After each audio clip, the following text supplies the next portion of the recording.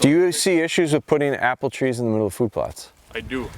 I don't like doing it. If it's going to be just a food plot, right, it takes away so much nutrients from the plot. It's in the way when you're trying to plant. Right. I do it for guys because they want it, but I don't like doing that. I'd prefer not, probably, to put it in the plot.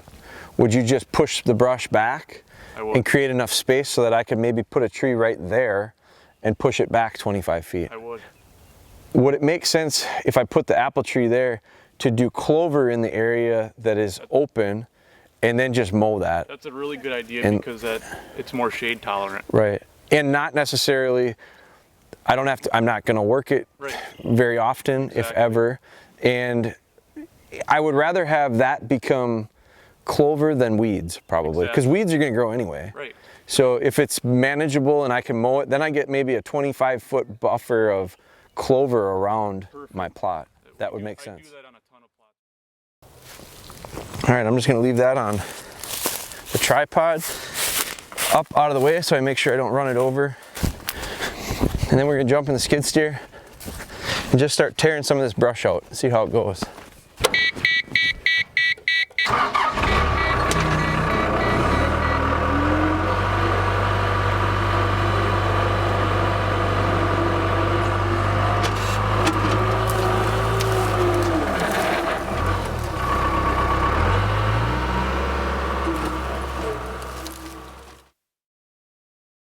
We don't have necessarily always the best equipment. We've got stuff that works, but it's not always designed especially for it. The scraping blade cracked on us. I was pushing some trees over with it and I was surprised, but it did crack. So we're gonna fix that up because we're not done with it. We're gonna go back out there and finish moving some of these trees, grubbing out some of the brush. First, we're gonna work on getting the bucket fixed because we don't want to go any longer with it for fear of cracking it even worse. So we're gonna grind it down, weld it, and then and I'm not a welder, so we'll do our best here to get it kind of fixed back up though. I'm gonna show you how we do it. I don't know if it's the best way or not, but for the equipment that we have, it works the best. We want to make sure we get the roots out.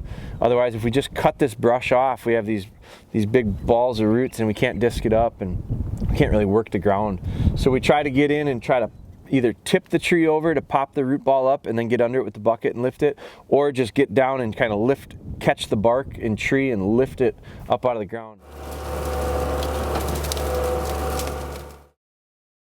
We got a lot done in a relatively short period of time. We decided we're going to cut. I have a hard time cutting trees. I don't like cutting a lot of trees. So I really like birch. So we kept the birch. We decided to cut the popple out. These popple were too big. I couldn't get them down with the skid steer. So we cut them off, and what I'm going to do is I'm going to wait and see. I might try to see if it's easier, if it's possible to dig the roots out a little bit and pop them out. I think that's what I'm going to try to do, because I've got a pocket of them there and I've got a couple individual ones here.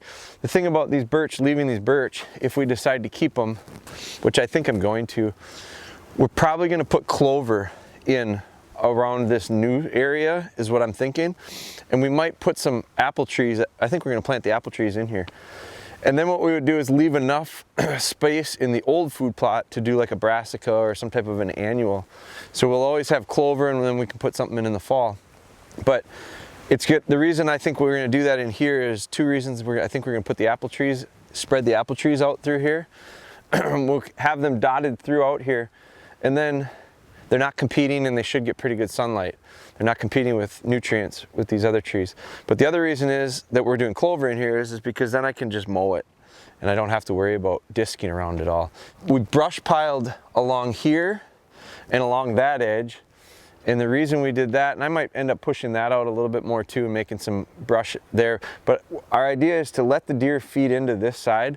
We've got these two big pines, and that's probably where we're gonna hang a stand. It's the best cover.